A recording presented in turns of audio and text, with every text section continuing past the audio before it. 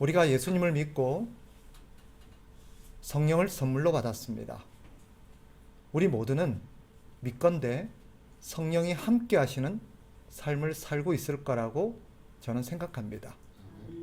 성령이 우리에게 오셔서 우리와 동거하시고 동행하시면서 성령이 우리를 향해서 갖고 계신 계획이 있습니다.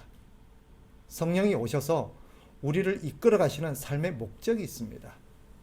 그런데 많은 사람들이 성령과 동거하고 동행하면서 성령이 우리를 통해서 이루고자 하는 목적이 무엇인지를 제대로 이해하지 못하고 살아갈 때가 많아요. 그래서 성령이 오셔서 우리 가운데 행하시는 일들을 엉뚱한 곳에서 찾는 경우가 많이 있습니다. 즉 성령이 오시면 성령이 나에게 오심으로써 내가 성령이 나에게 오셨구나, 나와 함께 하시는구나, 그래서 내 삶을 이끌어 가시는구나 하는 지적인 이해는 있는데 그것이 잘 깨달아지지 않고 확인되지 않고 경험되지 않으니까 사실 사람들이 성령이 나와 함께 하시는 거 맞나? 하는 그런 의구심을 가질 때도 있어요. 많은 사람들이 그런 의구심을 갖는 이면에는 성령에 대한 몇 가지 오해 때문입니다. 오늘날 교회 안에는 성령이 오신 목적에 대한 그릇된 이해들이 의외로 많습니다. 대표적인 경우가 성령의 오심을 초자연적이고 특별한 어떤 체험에서 찾는 경우가 그 대표적인 경우입니다. 한 단적인 예로 성령 치유 집회라는 것을 예를 들 수 있습니다. 마치 성령이 오신 이유가 우리의 몸과 어떤 마음의 병을 고쳐주기 위해서 오신 것으로 이해를 하는 것입니다. 그래서 성령을 우리가 구하면서 자꾸 내 육신의 어떤 문제들을 해결해 주십사 하고 성령께 간구하는 경우가 허다하지요. 사실 육신적인 시각에서 보면 상당히 매력적입니다. 성령이 나에게 오심으로써 내가 특별한 어떤 체험과 특별한 어떤 경험들을 하게 되는 것, 그 가운데서 병이 고쳐진다든지 내 어떤 여러 가지 마음의 문제가 해결되어진다든지 내 삶의 문제가 해결되어지는 것, 굉장히 매력적이죠. 사람들에게서 선호합니다. 교회 입장에서도 이런 일이 있게 되면 사람들을 많이 모을 수 있고 또 그것이 교회가 성장하고 부흥하게 되는 어떤 계기가 될 수 있고 요소가 될 수 있기 때문에 교회 차원에서도 이런 것들을 많이 추구하곤 합니다. 물론 성령께서 그런 일을 하시곤 해요. 성령이 오셔서 우리에게 특별한 체험을 해주시기도 하고 또 우리 가운데 어떤 특별한 병을 고쳐주신다든지 문제를 해결해 주시기도 합니다. 그러나 성령이 오셔서 우리 가운데 행하시고자 하는 주된 이유는 그게 아닙니다. 만일 우리가 성령을 추구하면서 성령을 구하면서 성령이 나에게 오셔서 내가 성령께 구하는 일이 그런 거라고 한다면 우리는 성령이 오신 목적을 그릇되게 이해하고 있는 것입니다. 성령이 우리 가운데 행하시고자 하는 더 중요하고 궁극적인 목적이 따로 있습니다. 성령은 그런 일을 하기를 원하시는데 우린 자꾸 성령님만 찾으면서 이런 경험하게 해주세요, 저런 문제 해결하게 해주세요, 그렇게 한다면 사실 그것은 성령을 상당히 근심하게 하는 그런 결과를 범하게 될 겁니다. 어떤 이들은 성령이 오신 주된 증거를 성품이나 어떤 행실의 변화에서 찾곤 합니다. 마치 성령이 오셔서 사람을 전혀 다른 사람으로 개조하는 일을 하신다라고 생각을 하는 거지요. 물론 성령이 오셔서 우리를 더 착하게 하시기도 하고 더 윤리적인 사람이 되게 하시기도 하고 인격적으로 변화를 초래하기도 하십니다. 그러나 거기에서 성령이 오신 어떤 현상과 증거를 찾으면 역시 우리는 오류를 범할 때가 있어요. 성령이 분명 오셔서 우리 가운데 성령께서 하시는 일을 행하시지만 때로는 우리가 기대할 만큼의 인격적인 변화를 동반하지 않을 때도 있어요. 어떤 이들은 성령이 오신 것을 방언과 같은 특별한 은사에서 찾기도 합니다. 그래서 방언을 받지 못한다든지 방언을 하지 못할 경우 성령을 받은 게 아니다라고 간주하곤 해요. 역시 오해입니다. 그렇다면 성령이 우리 가운데 오셔서 성령이 우리에게 아주 주도적으로 또 비중 있게 성령께서 하시고자 하는 일이 뭘까요? 성령이 오신 목적이 뭘까요? 오늘 본문을 보면 성령과 관련해서 중요한 한 가지를 증언하십니다. 1장 8절을 다시 한번 읽어봅시다. 다 같이 시작. 오직 성령이 너희에게 임하시면 너희가 권능을 받고 예루살렘과 온 유대와 사마리아와 땅 끝까지 이르러 내 증인이 되리라 하시니라. 아멘. 이 구절은 사도행전의 핵심 구절이죠. 중요한 내용입니다. 사실 사도행전은 이 구절에 어떻게 보면 성취라고 볼 수 있어요. 선교를 강조하는 현대 교회가 기치로 삼고 있는 구절이기도 합니다. 이 구절을 근거로 해서 교회가 땅 끝까지 이르러 복음을 전하고 선교의 일에 힘을 써야 된다라고 주장하기도 합니다. 물론 교회가 복음을 전해야 된다는 데는 이견이 없어요. 선교를 해야 된다는 데도 이견이 없습니다. 그러나 자칫 우리가 너무 그런 쪽으로만 생각한다면 성령이 오신 이유가 마치 우리에게 복음을 전도하고 선교하는 일에 힘을 주시고 능력을 주시기 위해서만 오신 것처럼 그렇게 오해될 소지가 있습니다. 성령이 오심은 우리가 예수님의 증인으로 사는 것과 분명 관련이 있습니다. 그런데 문제는 성령께서 우리를 증인으로 살게 하신다는데 우리가 갖고 있는 오해가 있어요. 증인이 되게 한다는 것, 증인으로 산다는 것 무엇입니까? 언뜻 드는 생각이 뭐죠? 사람들에게 나가서 예수 믿으세요. 예수 믿고 천당 갑시다. 예수 믿고 구원 얻읍시다. 이런 얘기를 하고 이런 말을 메시지를 전하는 것을 증인으로 산다는 것으로 보통 많이 이해를 합니다. 물론 맞지요. 가장 주된 어떤 증인의 역할일 수 있습니다. 그러나 그게 다는 아니겠지요. 증인으로 산다는 것, 만약에 그게 다라면 굳이 성령이 오셔야만 그 일을 할 수 있느냐? 성령이 안 오시면 우리가 복음을 전할 수 없느냐? 솔직히 그렇지 않아요. 성령의 능력이 함께하지 않아도 우리는 나가서 사람들에게 전할 수 있습니다. 말할 수 있어요. 그럼 굳이 성령이 꼭 오셔서 우리와 함께 하셔야만 한 이유가 어디 있을까요? 단지 사람들에게 나가서 그 말을 하게끔 하기 위해서 오신 것만은 아닐 겁니다. 성령이 오시지 않으면 그런 걸 할 수 없느냐? 그렇지 않기 때문이죠. 물론 우리가 증인으로 살고 전도하고 선교한다는 게 꼭 말을 전하는 것만은 아니겠죠. 때로는 선한 행실, 우리의 인격적인 어떤 삶, 그리고 그들에게 베푸는 여러 가지 구제와 따뜻한 손길들을 통해서도 우리는 하나님께 영광을 돌리고 예수님을 전할 수 있습니다. 문제는 뭐냐? 성령께서 오시지 않으면 우리의 선교와 증인의 삶이 방향성이라는 것이 우리가 원하는 대로만 이루어진다는 거예요. 우리가 원하는 대로. 즉 주를 위해서 살고 증인으로 살아야 된다는 것에는 아무도 이견이 없어요. 그리고 우리가 그것을 해야 된다는 것을 압니다. 그런데 문제는 뭐예요? 자기 뜻과 자기 방식대로 하려고 하는 거예요. 하나님께서는 각 사람에게 갖고 계신 계획이 있어요. 김경식이라는 사람에게 갖고 계신 계획이 있고 또 여기 있는 다른 분들에게 각각 하나님께서 갖고 계신 계획이 있어요. 내가 저 사람을 통해서 이런 일을 해야지, 저 사람을 사용해서 이곳에서 이런 일을 하게 하면서 이런 일을 통해서 하나님의 뜻을 이루어야지라고 성령께서 각 사람을 향해서 갖고 계신 계획이 분명히 있습니다. 그런데 사람들은 어때요? 성령께서 나를 향해서 갖고 계신 계획이 뭐지? 그렇게 생각하기보다는 자기가 하나님을 위해서 하고 싶은 일을 생각합니다.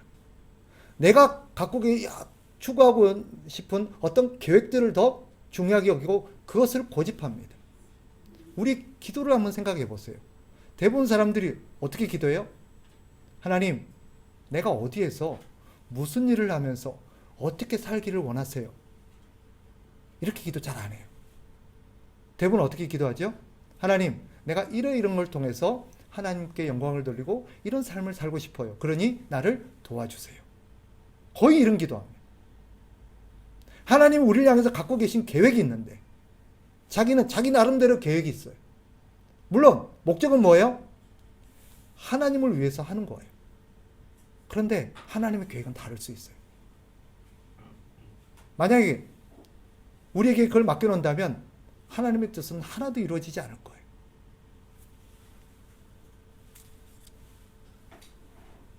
왜냐하면 우리에게는요, 자기 생각이 너무 강해요. 그리고 대부분 사람들은 이 죄의 본성과 이기적인 마음 때문에 자기가 원하는 상황, 자기가 원하는 방식으로 하나님의 일을 하려고 해요.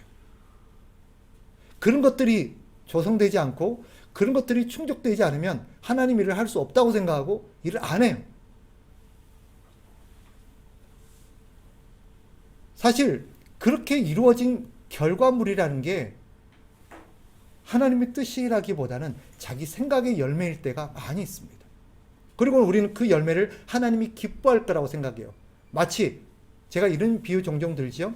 아내를 위해서 아내의 생일날 아내를 기쁘게 해주고 싶어요. 그래서 자기 나름대로 계획을 세웁니다. 그러면 이렇게 계획을 세우고 이런 시간에 이런 장소에서 이런 어떤 식사를 하고 내가 이런 선물을 주면 아내가 기뻐하겠지? 그리고 그 일대로 됐다고 쳐요. 그러면 자기는 기쁘겠죠? 그리고 뿌듯할 거예요. 내가 아내를 위해서 이런 일을 했어. 아내도 기뻐하겠지? 그런데 아내가 기뻐하지 않을 수도 있어요. 그 자기만 기쁜 거예요. 자기만 뿌듯한 거예요. 자기만 보람이 있는 거예요.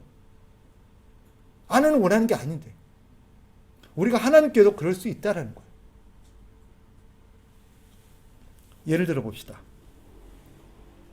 어떤 사람이 의사가 되어서 의료 선교사가 되고 싶어요.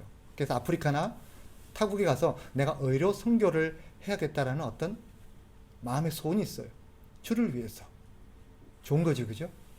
귀한 것입니다. 근데 문제는 뭐예요? 우리는요, 그렇게 되어야만 하나님의 일을 할 수 있다고 생각해요. 그 전까지는 하나님의 일을 할 수 없다고 생각해요. 그래서 아무것도 안 해요. 한번 생각해 봅시다. 가정을 해 봅시다. 그 사람의 계획은 내가 의료 선교사가 되어서 하나님 일을 할 거라고 계획을 세웠는데 근데 실제로 의료 선교가 되지 못했다고 칩시다. 자기는 그러고 싶어서 그런 계획을 세웠는데 그렇게 못됐어요. 그러면 하나님을 위해서 할 수 있는 일이 없습니까? 하나님을 위해서 살 수 없는 겁니까? 사실 전문적인 의료 지식이 없어도 의료 기술이 없어도 주변에 있는 아프고 어려움에 있는 사람들을 도울 수 있어요. 그들을 위해서 기도할 수도 있고 또 그들을 위해서 우리가 뭐 조그만 약을 사다 준다든지 그들을 어떤 도움을 준다든지 이러면서 그들의 병수발을 해줄 수도 있어요. 또 아니면 그들이 도움을 받을 수 있도록 전문적인 어떤 기관이나 어떤 사람과 연계시키는 일을 할 수도 있어요. 이거는 주의 일 아닌가요? 이거는 하나님이 원하시는 어떤 전도나 선교가 아닌가요? 꼭 내가 원하는 어떤 계획이, 내가 원하는 어떤 방식이 이루어져야만 하나님 일을 할 수 있고 그래야만 하나님이 기뻐하시는 거야? 근데 우리는 그렇게 생각해요. 그 전까지 아무 일도 안 하려고 그래요. 우리 젊은이들에게 제가 청년 사역을 하면서 그런 경험을 많이 합니다. 너 주를 위해서 어떻게 살고 싶어? 그러면 나름대로 계획을 세워요. 나는 이게 되어서 뭐 이런 사람이 되어서 이런 일을 통해서 하나님을 할 거예요. 그럼 그 전까지는 안 해요. 주를 위해서 우리 살아야지 하지 않아요. 나중에 제가 일을 해서 할 거예요. 나중에 이거 되면 할 거예요. 나중에 내가 취직하면 할 거예요. 나중에 대학 가면 할 거예요. 그 전까지는 아무것도 안 해요. 그럼 만약 이렇게 안 되면요? 그 계획대로 안 되면요? 그 사람 평생 하나님을 할 수 없는 건가요? 근데 우리는 그렇다고 생각해요. 그래서 그 전까지는 아무 일도 안 하려고 그래요. 왜? 우리는 어떤 생각이 있어요? 우리가 원하는 자리에서 우리가 원하는 방식으로 일하는 어떤 환경들이 조성되지 않으면 하나님 일을 할 수 없다고 생각을 해요. 심지어는 내가 그렇게 되는 것이 하나님이 원하시는 일이고 내가 그렇게 안 되는 것이 하나님이 기뻐하시는 일이 아닐 거라고 생각하는 거예요. 그렇습니까? 성경을 보면요. 하나님이 쓰신 사람들 가운데는 다양한 사람들이 있습니다.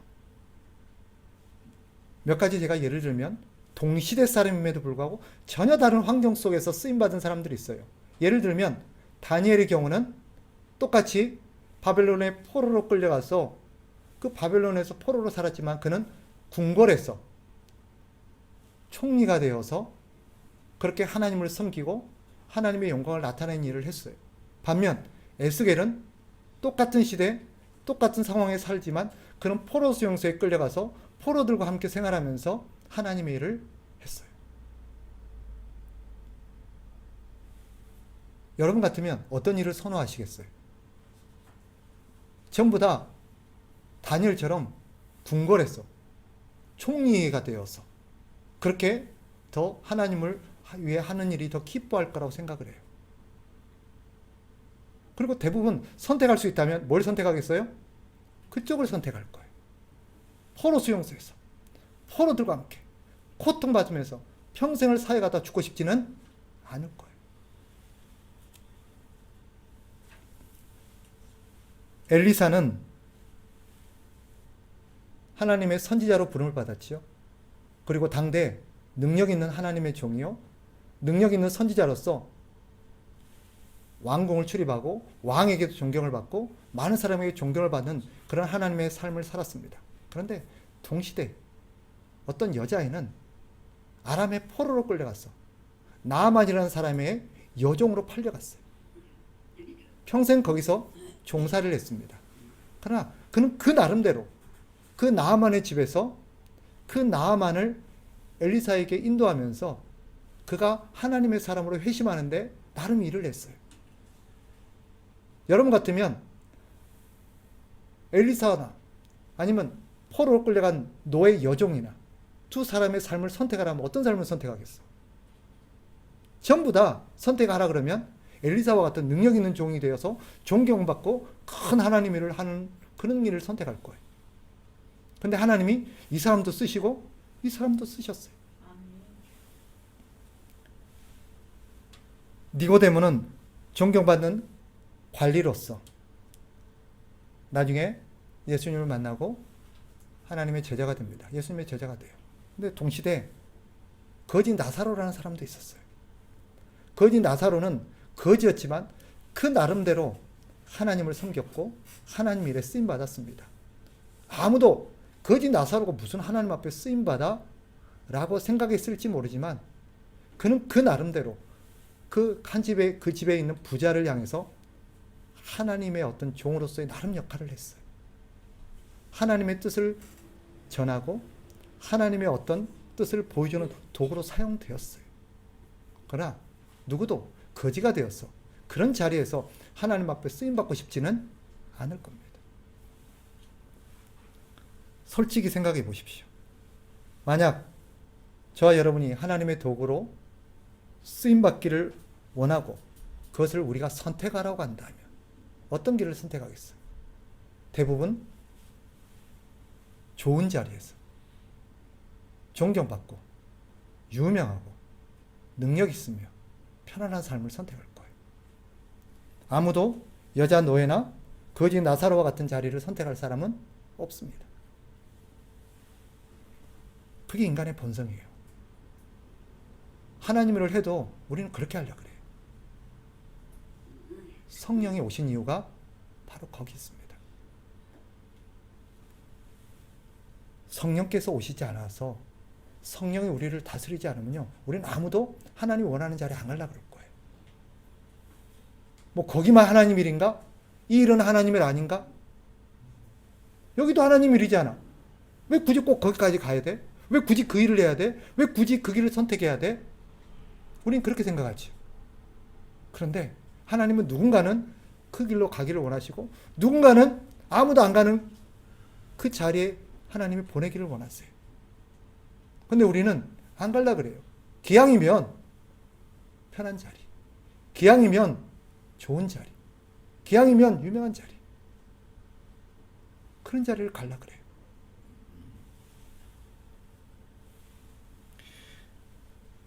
생각해 보십시다. 하나님께서 누구는 부자로 하나님 일을 하게 하시고 누구는 거지로 하나님 일을 하게 하신다면 그 거지가 하나님 앞에 뭐라고 따지겠어요? 하나님 부당해요. 똑같은 하나님의 사람이고 똑같은 성도인데 왜 누구는 부자가 되게 하시고 누구는 이렇게 거지로 살게 하세요? 이렇게 항변할 거예요. 그런데 그런 입을 닫게 만들고 그 자리에서도 하나님 앞에 감사하며 하나님께 영광을 돌리게 하는 그런 능력을 발휘하시는 분이 누구예요? 성령이에요. 그래서 성령이 오신 거예요. 오늘 본문을 다시 보세요. 이렇게 말하죠. 오직 성령이 너에게 임하시면 너희가 권능을 받고 예루살렘과 온 유대와 사마리아와 땅끝까지 이르러 내 증인이 되리라 하시니라. 본문이 다시 보여야 돼요. 성령이 임하니까 능력이 생기는 거예요. 여기서 말하는 능력은 뭐예요? 담대하게 대단한 일을, 대단한 기적을 그런 게 아니에요. 하나님 보낸 자리가 어디든, 거기가 예루살렘이든 사마리아든 유대든 어디든 간에 갈 수 있는 능력이 생기는 거예요. 순종할 능력이 생기는 거예요. 성령이 주신 능력이 그거예요. 내가 살아갈 곳이 예루살렘이냐 유대냐 사마리아는 우리가 선택할 문제가 아니에요. 누가 선택하세요? 하나님이 선택하세요. 근데 우리는 딱 보고 거기는 안 가고 싶어. 저기는 안 가고 싶어.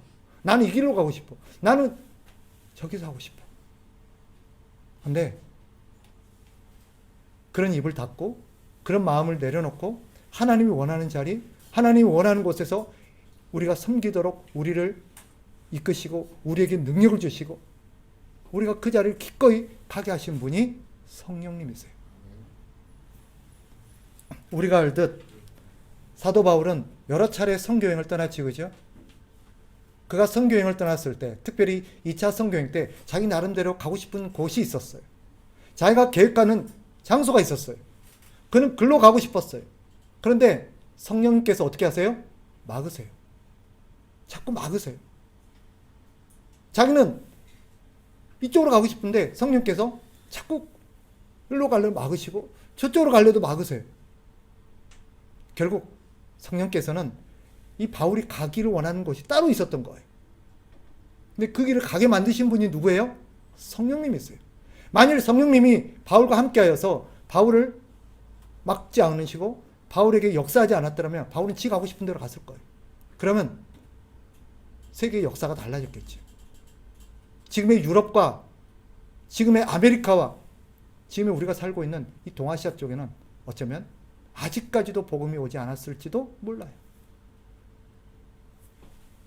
바울을 움직이셔서 바울로 하여금 자기가 원하지 않은 곳에 가게 하시고 거기서도 바울이 기꺼이 하나님께 영광을 돌리며 그 힘든 자리에서도 감사하게 만든 분이 누구세요?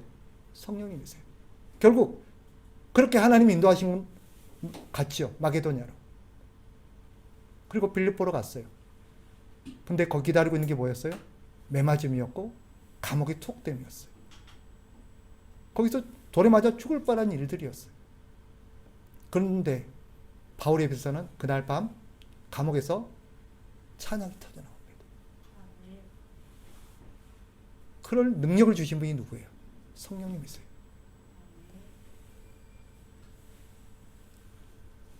하나님께서 성령을 보내신 가장 중요한 이유는 이겁니다. 우리를 하나님의 뜻에 따라서 하나님이 원하시는 곳에서 하나님이 원하시는 삶을 살게 하심으로써 하나님의 증인, 그리스도의 증인이 되게 하시고자 성령께서 오신 것입니다. 그러면 이런 질문이 들 것입니다. 성령의 뜻은 이제 분명해졌어요. 성령께서는 내가 성령이 원하시는 곳에서, 성령이 원하시는 방법으로, 성령이 원하시는 일을 하게 하시는 것이 이 성령님의 뜻이구나. 그럼 이런 질문이 들 수 있어요.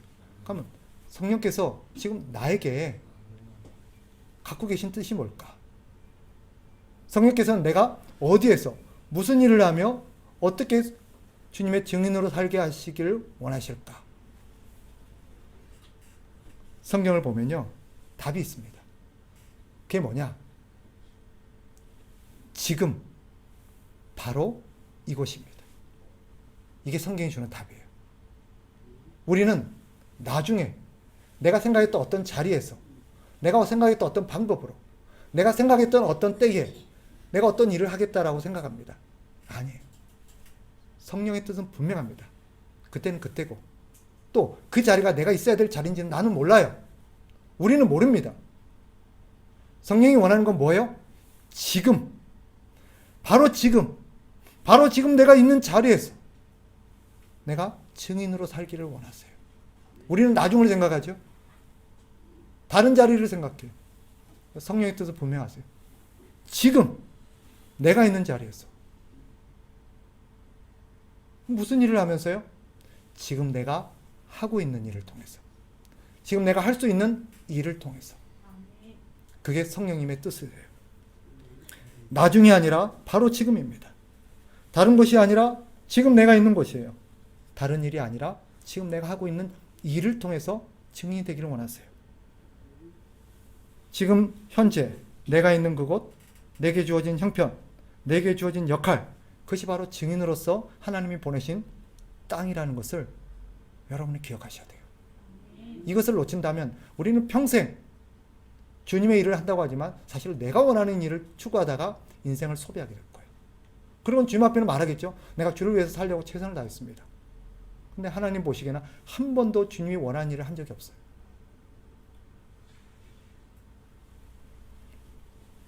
만일 우리가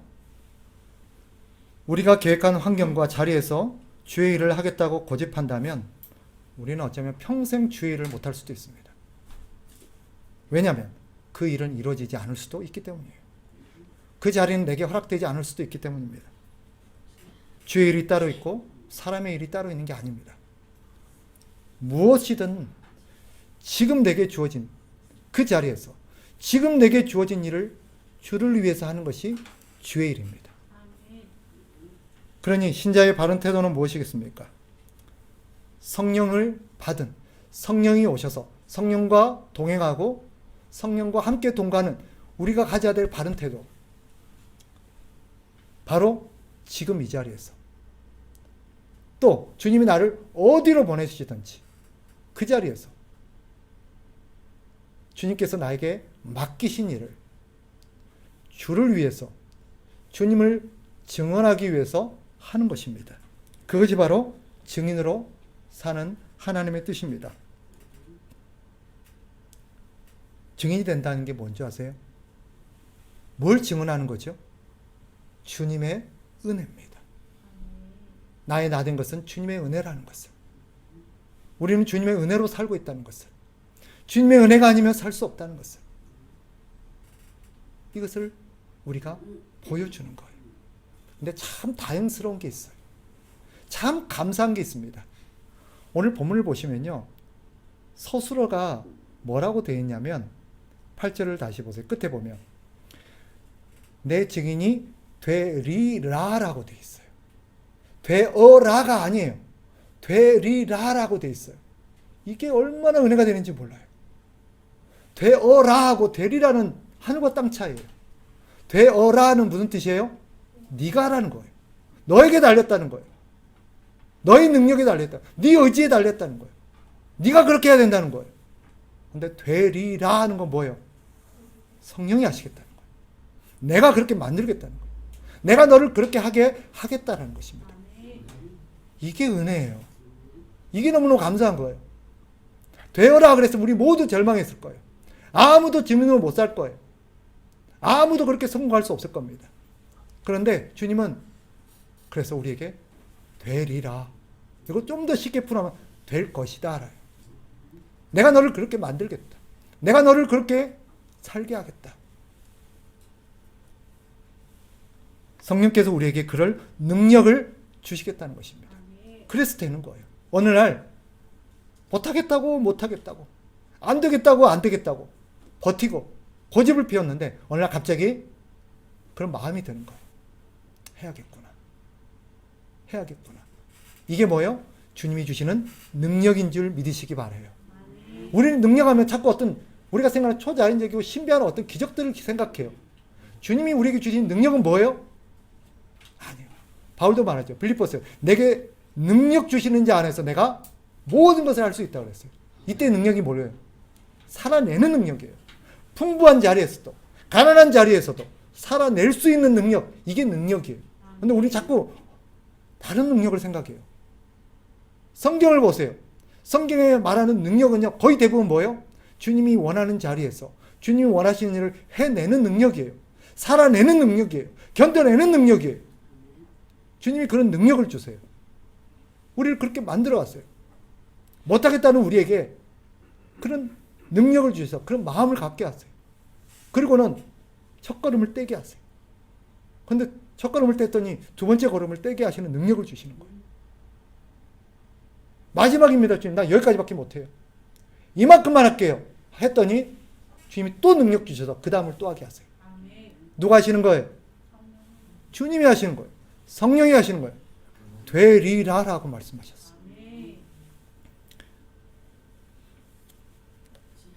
오늘 이 말씀을 우리에게 주시는 시사하는 바가 큽니다. 올 한 해 우리는 어떤 삶을 살아오셨습니까? 우리는 나름대로 주를 위해서 살겠다는 마음의 소원이 있었을 거예요. 나름대로 주를 위해서 살아보겠다고. 나름대로 그래도 우리가 그리스도인으로서 증인으로서 살아야지라는 자의식은 있었어요. 근데 문제가 뭐였어요?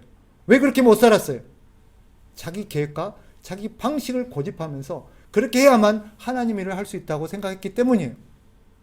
그렇게 되지 않으면 하나님 일을 할 수 없다고 생각했기 때문이에요. 내 고집, 내 생각을 너무 붙들었기 때문이에요. 여러분에게 촉구합니다. 다시 한번 촉구합니다. 2022년도는요, 성령과 함께하는 그런 어떤 증인의 삶을 살아가시기를 촉구합니다. 그건 뭐예요? 지금 있는 자리에서, 지금 하고 있는 일을 통해서 하나님께 영광을 돌리는 거예요. 주님을 증거하는 거예요. 예를 들어 볼게요. 어떤 분이 병으로 자리에 누웠어요. 거동하기 힘들어요. 심지어는 요즘 복지시설이 잘 돼서 요양보호사의 도움을 받을 수도 있어요. 이런 사람이 자기 있는 자리에서 무슨 주의를 할 수 있겠어요? 그죠? 그런 사람에게 주의 증인으로 사십시오 그러면 뭐라고 하겠어요? 내가 내 몸 하나도 건사를 못하는데 이런 병상에서 내가 무슨 주의를 한다고 하겠습니까? 아니에요. 주님께 물으시면 주님이 그럴 거예요. 네가 있는 자리에서 네가 할 수 있는 일을 통해서 내 증인이 되어라. 이걸 깨달은 분이 있었어요. 그분이 그 깨달음을 가지고 내가 할 수 있는 게 있구나. 뭐였어요? 자기를 도우러 온 요양보호사를 위해서 오면은 아유 고생 많지. 참 감사해요. 참 고맙다. 당신 같은 사람 만나게 해주고 당신 같은 사람에게 내가 도움을 받게 하니 얼마나 감사한지. 내 집에 와줘서 고맙다. 나 도와줘서 고맙다. 내 교회 다니는데 내가 해줄 수는 없어도 내가 당신을 위해서 기도해 줄게. 기도 제목이 있나? 항상 오면 기도해 주고 항상 고맙다 그러고 이분이 물어요. 아니 도대체 뭐가 그리 감사해요? 뭐가 그리 고마워요? 내가 예수 믿고 보니까 비록 내 몸이 병상에 있어도 그리 감사하네. 그리 고맙네. 오늘 하나님 나를 데려가셔도 나는 여한이 없다. 다만 이 좋은 은혜와 이 좋은 하나님을 내가 더 많은 사람에게 알려주지 못한 게 너무 아쉽다. 아무개야 당신만이라도 내가 경험한 이 좋은 분 알아서 이 좋은 분 은혜 안에서 살아갔으면 좋겠다. 복을 빈다. 내가 너를 위해 기도해 줄게. 이 요한보호사가 은혜를 받았어요. 교회를 나가기 시작했어. 물어봅시다. 이 병상에 누워서 수발을 받아야 했던 분도 증인으로 살 수 있었습니까? 없었습니까? 그런 거예요. 그런 거예요. 우리가 생각한 대로 했다면, 우리가 원하는 계획과 방식대로 주의를 해야 된다고 고집하고 그랬다면 아무것도 할 수 없을 거예요. 그저 병상에서 너뜨리와 또 불평과 불만 속에서 나중에 주님 만났을 때 누구는 하고 싶지 않아서 못했나요?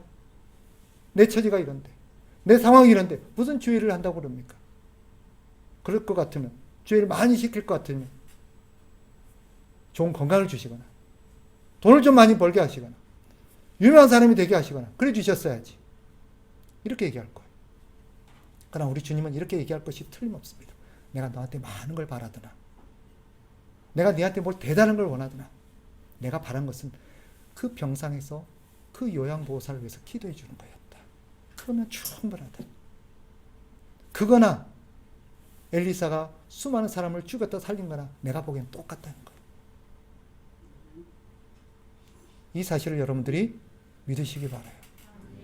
그래서 2022년도는 여러분의 자리가 하나님의 능력의 자리요, 증인의 자리요, 하나님을 기쁘시게 하는 자리가 되기를 축복합니다. 기도하겠습니다.